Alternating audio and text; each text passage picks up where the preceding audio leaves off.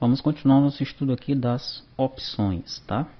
As opções que estão disponíveis no FD Connection, né? Nós já vimos aí alguma coisa sobre as Fetch Options, né? Você observou como é que funcionam algumas poucas propriedades aqui e viu qual é o caminho das pedras para descobrir como funcionam as demais, tá? Então vamos lá.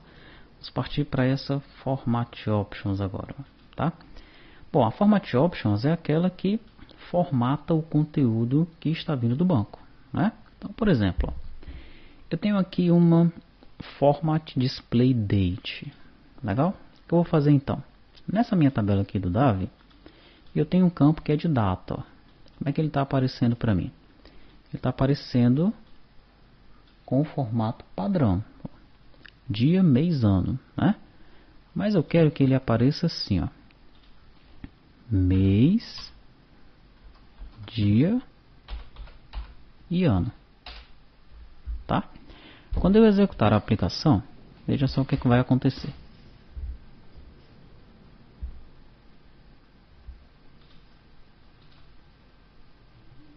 Olha lá. Mês, dia, ano, né? Então, essas opções de formatação, elas vão formatar o conteúdo que vem do banco automaticamente para a gente, tá? Isso daí aconteceu com a data, né? Então, vou tirar isso aí, ficou estranho, deixar do jeito que estava. Já no numeric aqui, ó, o que eu vou fazer? Tudo que for numérico, eu quero que apareça assim, ó. O número, né? Primeiro começando com 0, aí vem o número com essa máscara, termina com 0.00, tá? Quero que apareça assim para mim. Vou executar. E olha aí a máscara maluca que eu coloquei aparecendo aqui no ID, ó. ID empresa, ID pessoa, no CO também, ó. Vou colocar aqui, por exemplo, 25. E ele já formata ali para mim. Legal? Então, tudo que for numérico, né, ele vai aplicar isso aí, inclusive nos valores decimais. Está fazendo a mesma coisa, tá? Tanto no valor inteiro como no valor decimal. Então você já entendeu o espírito da coisa, né? Essas propriedades aqui, Format Options, elas vão trabalhar para formatar os valores que estão vindo do banco, né? O que é que fazem as demais opções? Qual é o segredo? F1, né? Tá na dúvida em alguma opção, você pressiona F1, você vai chegar no Format Options. Olha lá, Format Options, e aí você vai explorar essas opções aí. Tá? Sort Options, o que será isso, né? Dataset Sort, ele vai ordenar os dados? Como assim? Você vai em Sort Options, em que você vai entender como é que ele vai realizar essa operação. Tá? Legal, então já vimos aí Fetch Options, vimos Format Options. O que é que está faltando? Vamos aqui para Update Options, ó.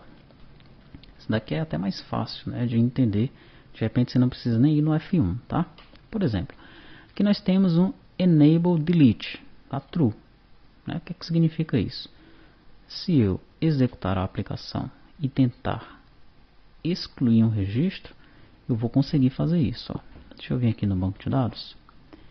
Davi Cabeçalho, eu tenho 20 registros, tá? Eu vou tentar excluir o registro de número 20. E ele excluiu. Aí, ó, não existe mais, tá? Perfeito. Daí eu vou selecionar aqui essa opção, Enable Delete, e vou desmarcar. Salvei, executei. Vou tentar agora excluir o registro de número 19. Não pode, tá? A deleção de registros para o dataset está desabilitado. Ele não consegue excluir o registro, ok? Você viu que eu alterei algumas coisas aqui quando eu estava trabalhando, né? Eu alterei, por exemplo, inseri aqui o número no CO, né? Até alterei alguma coisa aqui, tá? Eu posso evitar que o usuário faça isso também, ó. Enable Update, Enable Insert, tá? Então o usuário ele não vai conseguir mais inserir dados e nem atualizar dados, né? Foi esse 25 que eu coloquei aqui, ó. Vou tentar colocar um outro aqui qualquer, atualizando os dados, ó. E deixa mais, tá? Veja que já está até desabilitado, inclusive aqui no Navigator. Só consigo navegar por esses dados aí, tá? Alterar mesmo não consigo mais não, né? E nem inserir. Tranquilo? Então, esse Update Options é isso, tem a ver com a atualização dos dados. Excluir, atualizar, né? Verificar se o campo é requerido, se é apenas leitura, tá? E outros parâmetros aí, marcar como apenas leitura, né? Qual é o método de refresh? É on demand, é manual, traz todo mundo, né? E na dúvida, já sabe, né? F1, tá? Pressiona F1 e você vai aparecer, você vai partir para Update Options lá na ajuda e vai conseguir explorar cada uma das opções, tá? Daí nós temos esse Resource Options, né? Aí nós temos aí as várias opções desse Resource Options, né? O tamanho do array DML, se é que você vai trabalhar com isso, Auto Connected, se vai ter o backup, qual vai ser a extensão do backup, a pasta do backup, tá? E as várias opções aí das opções de recurso, né? Novamente F1 para retirar as dúvidas em relação a isso.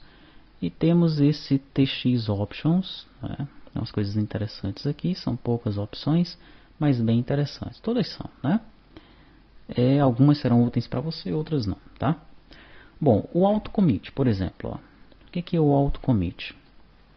Deixa eu vir novamente aqui no Update Options. Ele está permitindo fazer tudo, né? Tá. Aí eu vou executar de novo aqui a aplicação. Veja que aqui esse CO está em 25, né? Do ID7. ID7 25. Aqui, vou alterar ele para 26. E ele já alterou aqui para 26, tá?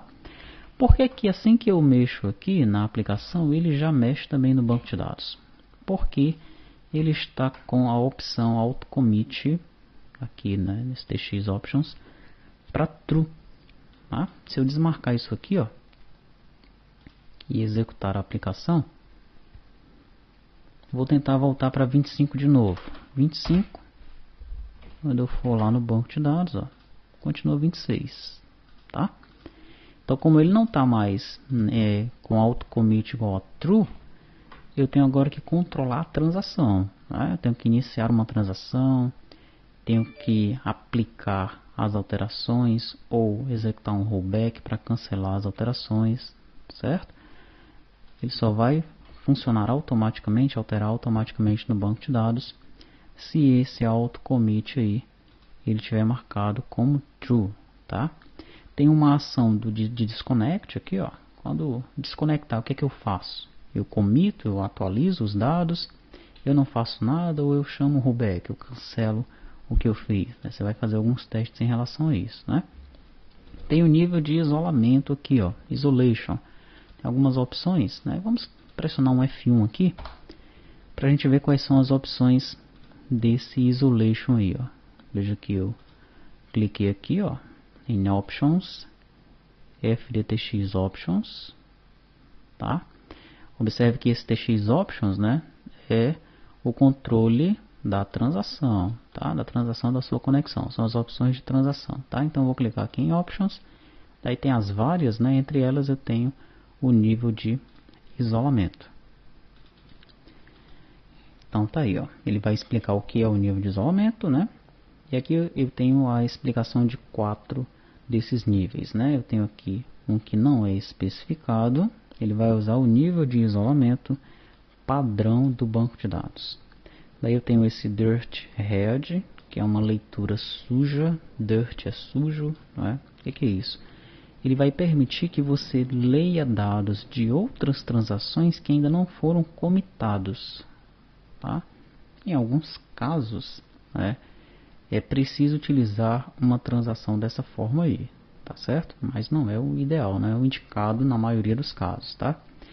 Daí nós temos o leia o que foi comitado, ó, que é o padrão, legal?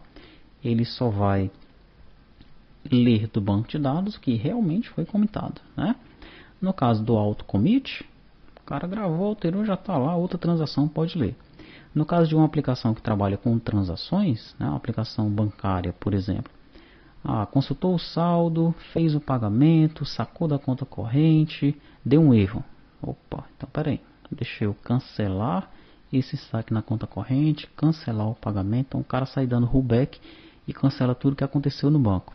Nesse meio tempo, se uma outra transação solicitar um saldo, né, ela não vai ter acesso a essas informações que estão sendo alteradas por essa outra transação, tá? Esse então é o nível de isolamento padrão, né, que é leia o que já foi comitado, tá? E tem esse último daí, esse último que é uma leitura repetida, né, ele vai explicar para que ele serve, tá certo? É interessante que aqui ele tem a explicação de 4 níveis, né? Mas aqui aparecem alguns outros, tá? Tem esse aqui que é para serializar, tem esse snapshot, tá? Então o que são esses dois aí? Aí você vai pesquisar um pouquinho mais para descobrir o que eles são, tá? Os nomes eles já são bem intuitivos, né? Se você já tem um pouquinho de experiência aí com o trabalho com banco de dados, você já vai pegar rapidinho o que é que eles significam com alguns testes, tá certo? Bom, então é isso, né?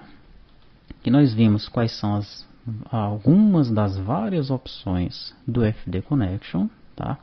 E nós mostramos aqui o caminho das pedras, frisando novamente, de como você deve fazer para compreender todas as opções que ele tem disponível. São muitas, né? São muitas mesmo, tá bom? Então é importante que você faça isso, né? Se você vai utilizar o FireDAC nas suas aplicações, né? Inclusive se forem aplicações grandes, né? Com muitos dados e com muitos acessos de vários usuários, então é bom realmente que você se aprofunde aí no FireDAC, né? Nessas opções para que você deixe a sua aplicação da melhor forma possível, sem erros, né? E trafegando apenas os dados necessários para os usuários, que seja uma aplicação rápida, que não tenha lentidão, ou seja, aquilo que o usuário ele quer, tá certo? Uma aplicação rápida, sem problemas, sem lentidão. É possível fazer isso, mas aí você vai ter que realizar vários testes aí, né? Ver os prós e os contras de algumas telas, de algumas opções que você usa na sua aplicação. Enfim, é uma coisa muito da aplicação e da situação, tá?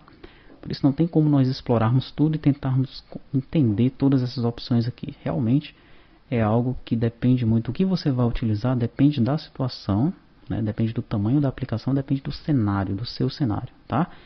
Então explore, tá? Explore essas opções, né? Realize diversos testes com essas opções para que você realmente compreenda como é que isso daí, que essas opções, elas vão te ajudar quando você estiver desenvolvendo as suas aplicações, tá?